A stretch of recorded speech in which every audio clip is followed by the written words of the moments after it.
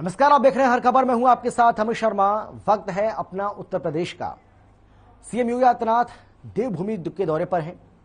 CM योगी ने अपने गांव पहुंचकर अपनी पुरानी यादों को ताजा किया है और घर परिवार के सदस्यों के साथ मुलाकात भी की है। इस दौरान सीएम योगी उन गलियों में भी जाना नहीं भूले जहां उन्होंने अपने बचपन के दिन बिताए थे।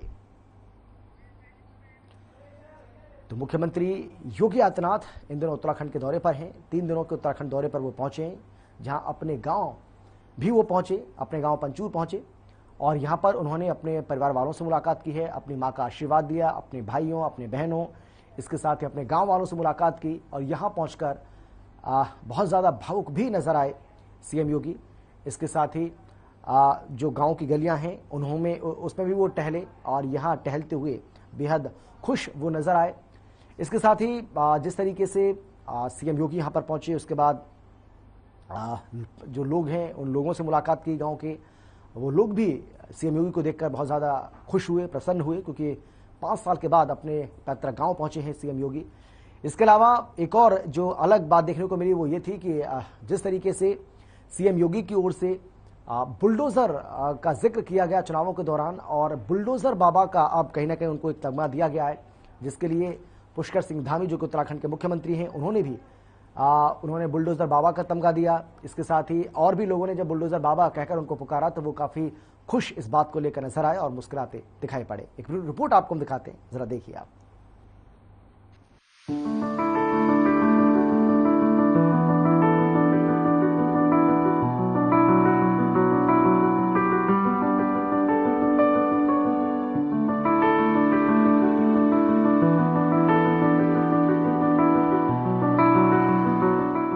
5 साल बाद अपने गांव पहुंचे सीएम योगी। मां का आशीष लेकर हुए भावुक, भाई से मिलकर भावुक हुई बहनें। गलियों में टहलने निकले तो याद आया बचपन। उत्तराखंड दौरे पर सीएम योगी। बुलडोजर बाबा नाम सुनकर मुस्कुरा उठे योगी। उत्तर प्रदेश के मुख्यमंत्री योगी आदित्यनाथ 5 साल बाद अपने गांव पहुंचे। गांव पहुंचकर अपनी पुरानी यादों में खो गए। घर में परिवार के सदस्यों के साथ मुलाकात के बाद योगी आदित्यनाथ गांव की उन गलियों में जाना नहीं भूले जहां उन्होंने कभी अपना बचपन बिताया था। उत्तर प्रदेश के मुख्यमंत्री योगी आदित्यनाथ के कार्यक्रम को लेकर गांव में सुरक्षा व्यवस्था चाक चौबंद की गई थी। मुख्य मार्ग से पंचूर गांव के लिए जाने वाले मार्ग पर सिर्फ ग्रामीणों और विशिष्ट व्यक्तियों को ही जाने की अनुमति थी। यही वजह रही कि गांव में मीडिया और अन्य व्यक्ति नहीं पहुंच पाए। योगी आदित्यनाथ पारिवारिक कार्यक्रम में शिरकत करने के बाद ग्रामीणों और अतिथियों के साथ बैठे रहे।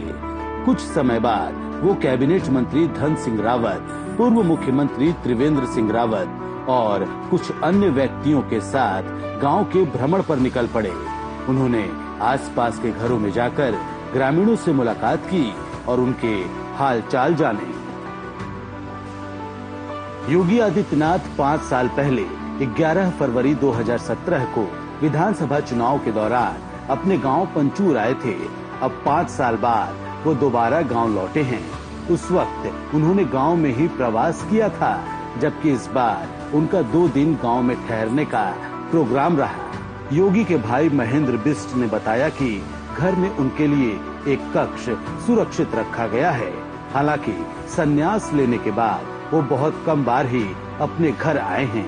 योगी आदित्यनाथ संन्यास ले चुके हैं और आज उत्तर प्रदेश के मुख्यमंत्री हैं, मगर उनका परिवार आज भी उन्हें रह रहकर याद करता है। मंगलवार को लंबे समय के बाद योगी आदित्यनाथ अपने पैतृक गांव पहुंचे तो उनसे मिलने के लिए उनके भाई बहन और आसपास वालों का तांता लग गया। उनकी बहनें पुष्पा, कौशल्या और शशि पयाल अपने परिवार के साथ यहाँ पहुँचे थे, जबकि उनके भाई मानवेंद्र बिष्ट, शैलेंद्र बिष्ट और महेंद्र बिष्ट भी पूरे परिवार के साथ घर पर मौजूद थे। योगी आदित्यनाथ ने सभी के साथ मुलाकात कर फोटो खिंचवाई, सबके साथ बैठकर बातचीत की। भाई से मिलने के बाद सभी के चेहरे पर अलग ही रौनक देखने को मिली। उत्तर प्रदेश के मुख्यमंत्री योगी आदित्यनाथ 2 दिन के उत्तराखंड दौरे पर रहे। बुधवार को भी वो अपने गांव में ही ठहरे हैं। गांव में उन्होंने स्थानीय नागरिकों से मुलाकात की। बता दें कि सीएम योगी अपने 3 दिवसीय दौरे पर योगी आदित्यनाथ जब महायोगी गुरु गोरखनाथ राजकीय महाविद्यालय विद्याणी से अपने पैतृक गांव पंचूर के लिए निकले तो उनके फ्लिट और मुख्यमंत्री पुष्कर सिंह धामी के फ्लिट में बड़ा अंतर हो गया। मुख्यमंत्री योगी आदित्यनाथ जब पंचूर गांव पहुंचे तो उन्होंने उतरने के बाद मुख्यमंत्री धामी की खोज की। इसके बाद पता चला कि धामी की फ्लिट यहां पहुंची ही नहीं थी, जिसके बाद अधिकारियों में हड़कंप मच गया। आनन फानन में धामी को रिसीव करने के लिए फ्लिट भेजी गई, जिसके करीब 10 मिनट बाद मुख्यमंत्री धामी पंचूर गांव पहुंच पाए। ब्यूरो रिपोर्ट, हर खबर। योगी आदित्यनाथ जब महायोगी गुरु गोरखनाथ राजकीय महाविद्यालय विद्याणी से अपने पैतृक गांव पंचूर के लिए निकले तो उनके फ्लिट और मुख्यमंत्री पुष्कर सिंह धामी के फ्लिट में बड़ा अंतर हो गया।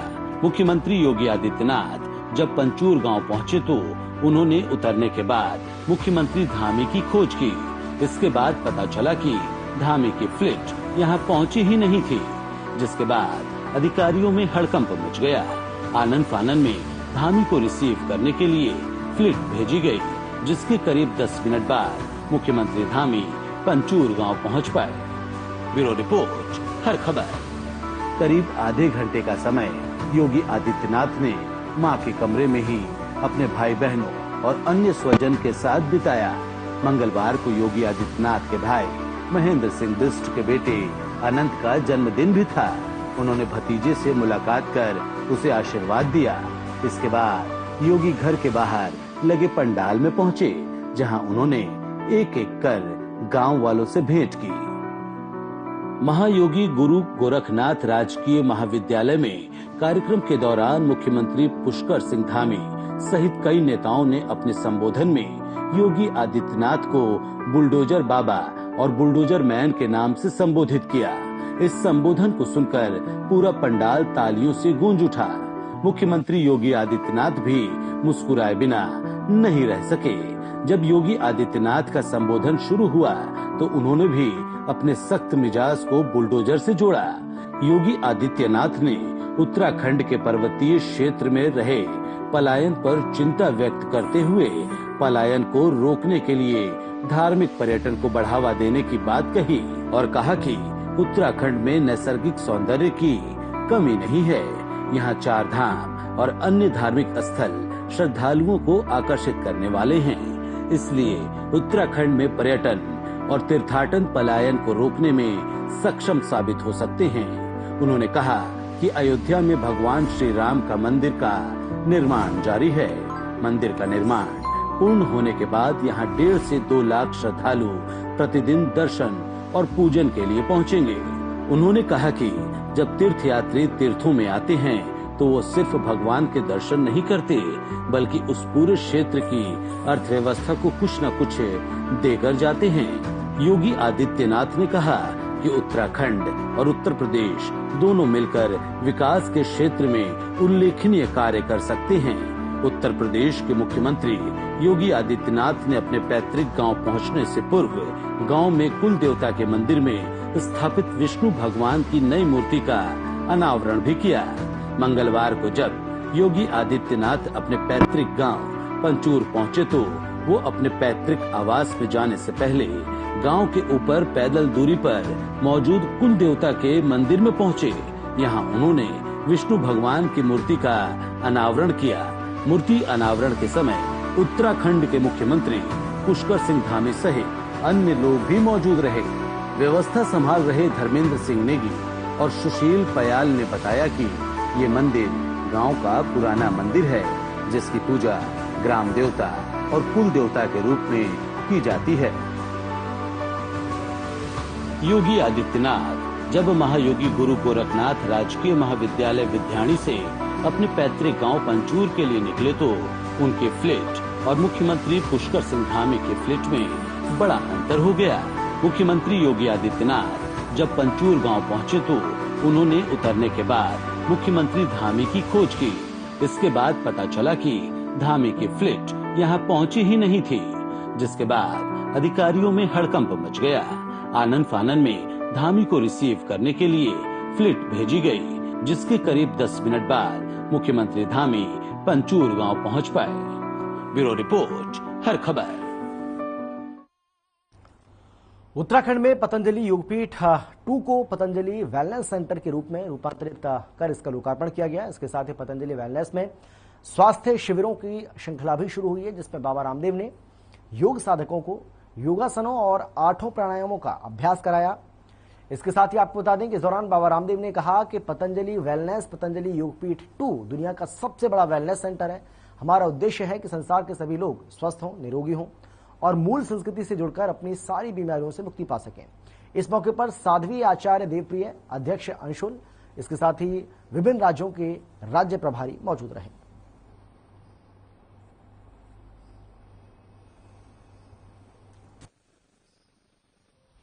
यह हम सबकी चिंता का विषय है, पलायन। लेकिन समाधान क्या है? तो मुझे लगता है वो समाधान भी यहीं पर है। और मैं धन्यवाद दूंगा सरदेश स्वामी जी को कि उन्होंने यहां पर इतना अच्छा मॉडल खड़ा करके दिखाया है। इस चोटी पर जो ये हरियाली दिखती है, मैं कह सकता हूं कि आज से 15 वर्ष पूर्व यह भी एक सूखी, जैसे सामने की पहाड़ी सूखा पहाड़ी दिखाई दे रहा है ना, वैसे ही सूखा रहा होगा। और रहा भी इसलिए होगा क्योंकि मुझे बचपन में यहां पर पोखरी गांव में 1-2 बार मांगलिक आयोजन में भाग लेने का अवसर प्राप्त हुआ था।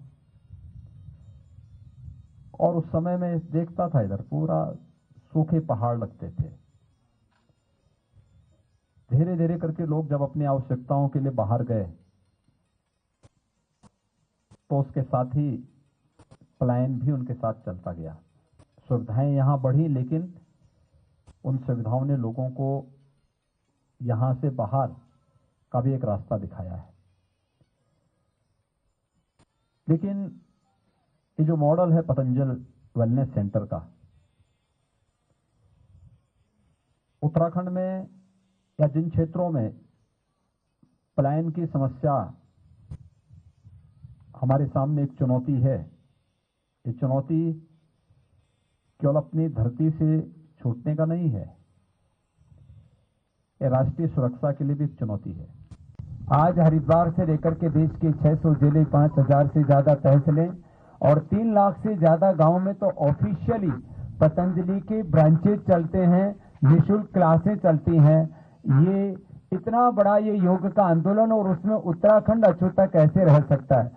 तो योग का दुनिया का सबसे बड़ा संस्थान, उसका मुख्यालय उत्तराखंड में ही है। ये उत्तराखंड की देवभूमि के लिए गौरव की बात। आज करीब 5 लाख से ज्यादा लोग पतंजलि के साथ जुड़े हुए हैं, उनको रोजगार मिला है।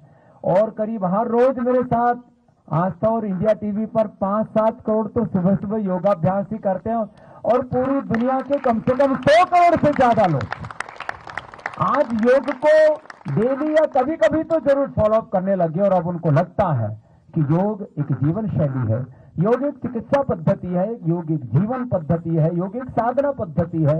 ये रोग मुक्ति का साधन है, ये मुक्ति का, जीवन के निर्माण का और निर्वाण का साधन है। उस योग के पथ पर चलते चलते श्रद्धेय आचार्य श्री हमारे इस युग के एक योगी, महायोगी के जन्मभूमि पुण्यभूमि के पास ही यहाँ पर झंडा गाड़ दिया।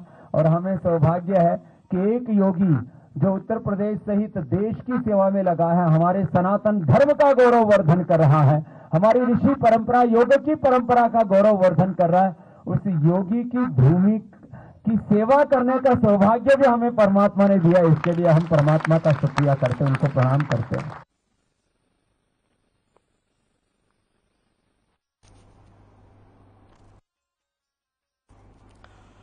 शिवपाल यादव के इस बयान पर यूपी सरकार के औद्योगिक विकास मंत्री नंदगोपाल गुप्ता नंदी ने सपा के राष्ट्रीय अध्यक्ष अखिलेश यादव पर बड़ा हमला किया है। चाचा भतीजे के विवाद और बयानबाजी पर मंत्री नंदगोपाल नंदी ने ट्वीट करते लिखा है कि पिता समान चाचा का यह कहना बताता है कि अखिलेश यादव एक दंभी, अहंकारी और एहसान फरामोश व्यक्ति हैं।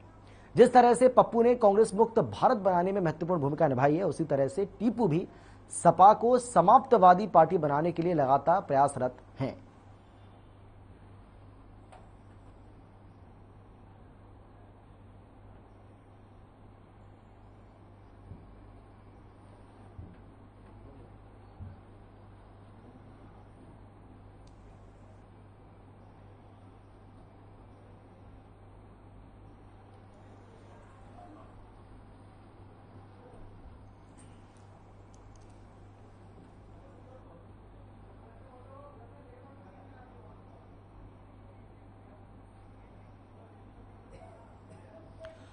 ललितपुर में सामूहिक दुष्कर्म की शिकार किशोरी से थाने में दुष्कर्म मामले में बड़ी कार्रवाई की गई है। आरोपी एसएचओ तिलकधारी सरोज को सस्पेंड करने के बाद अब पूरे थाने को लाइन हाजिर कर दिया गया। आरोपियों को पकड़ने के लिए पुलिस टीमें लगातार छापेमारी कर रही हैं। एडीजी कानपुर ने मामले की जांच डीआईजी झांसी को देकर 24 घंटे में रिपोर्ट मांगी है।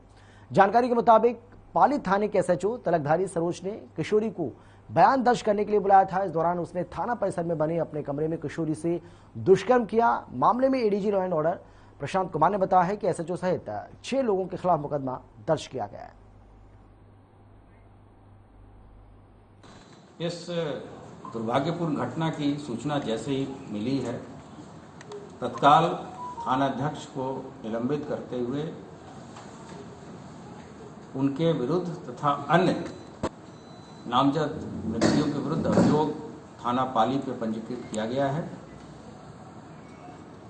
इस संबंध में डीजीपी के द्वारा वहां के डीआईजी झांसी को ये जांच दी गई है कि किन परिस्थितियों में इस तरह के आरोप थाना स्टाफ पे लगे हैं।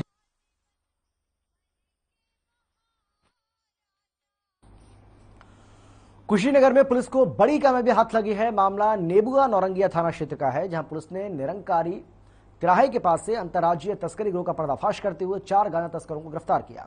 पुलिस ने आरोपियों के पास से 60 छोटे बड़े पैकेटों में कुल 40 किलो 700 ग्राम गांजा तस्करी में इस्तेमाल होने वाली 2 कार को जब्त किया। पूछताछ के दौरान आरोपियों ने बताया है कि अवैध गांजे को उड़ीसा से लाकर गोरखपुर में नेपाल से आने वाली बड़ी बड़ी पार्टियों को अच्छे दामों में सप्लाई करते हैं। फिलहाल पुलिस आरोपियों के खिलाफ मामला दर्ज कर चुकी है और कार्रवाई में जुट गई है।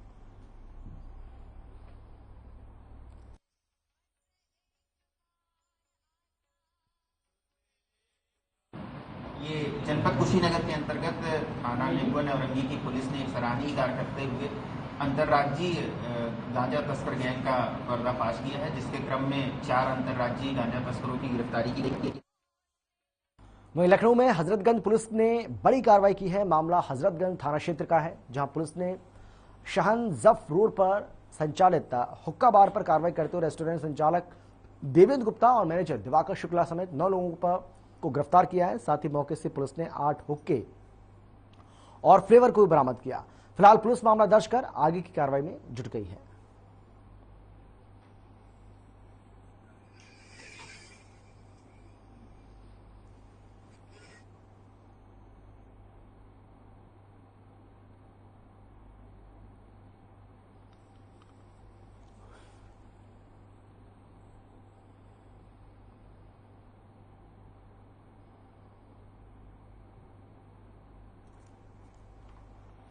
अयोध्या में मस्जिदों के सामने आपत्तिजनक पोस्टर और वस्तुएं फेंके जाने के मामले में फरार चल रहे 3 आरोपियों को पुलिस ने देवकाली बाईपास से गिरफ्तार कर लिया। इन सभी आरोपियों पर अयोध्या रेंज के आईजी केपी सिंह ने 50-50 हजार रुपए का इनाम घोषित किया था। जानकारी के मुताबिक मामले में 11 आरोपी सामने आए थे।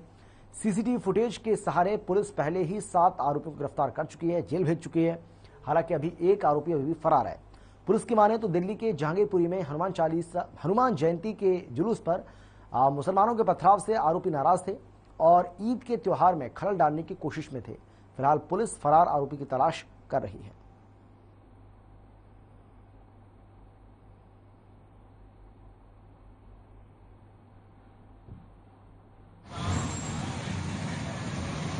जो 26/27 की रात में जो एक साजिश के तहत एक बड़ी दुर्घटना और एक बड़ी घटना को अंजाम दिया गया था, उसमें विवेचना से 24 घंटे के अंदर पूरी घटना का जो अनावरण हुआ उसमें 11 लोग प्रकाश में आए थे और उसी दिन पुलिस ने बहुत तत्परता दिखाते हुए 7 लोगों की गिरफ्तारी की थी। लखनऊ के दुबग्गा थाना क्षेत्र के हरदोई रोड पर मौजूद शाही मार्केट में आज भीषण आग लग गई और आग इतनी जबरदस्त थी कि देखते देखते चारों ओर धुआं धुआं होने लगा। सूचना पर पहुंची दमकल विभाग ने कड़ी मशक्कत के बाद काबू पाया। जानकारी के मुताबिक शाही मार्केट 2 यानी कि ये 2 मंजिला इमारत है, बड़ी इमारत है। यहाँ मेडिकल स्टोर, पेंट की दुकान, इसके साथ ही ग्रोसरी स्टोर भी है। बेसमेंट फ्लोर की बात करें तो यहाँ पर न्यू नेशनल अस्पताल बना हुआ है, जिसमें कई मरीज और अस्पताल का स्टाफ भी मौजूद था, लेकिन भीषण आग होने के चलते वो वहीं फंसे हुए थे। गनीमत यह रही कि इस हादसे में किसी की जान नहीं गई।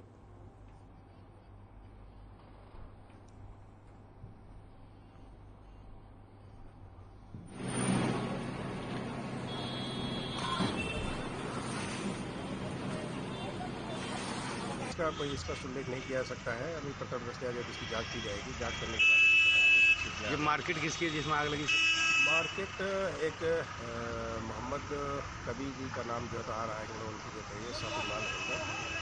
लोअर ग्राउंड में जो है तो इनका हॉस्पिटल चलता है और फर्स्ट फ्लोर पर जो है तो शॉपिंग मॉल है और सेकंड फ्लोर पर रेजिडेंस है।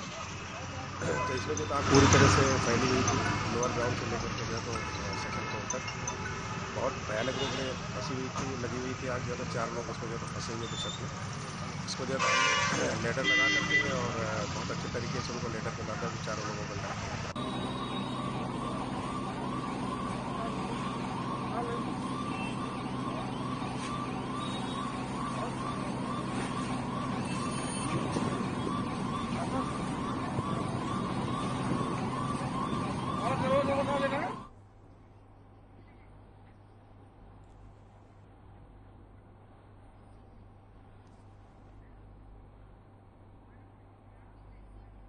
और फिलहाल इतना ही, छोटे से ब्रेक के बाद फौरन लौटेंगे। आप देखते रहिए हर खबर।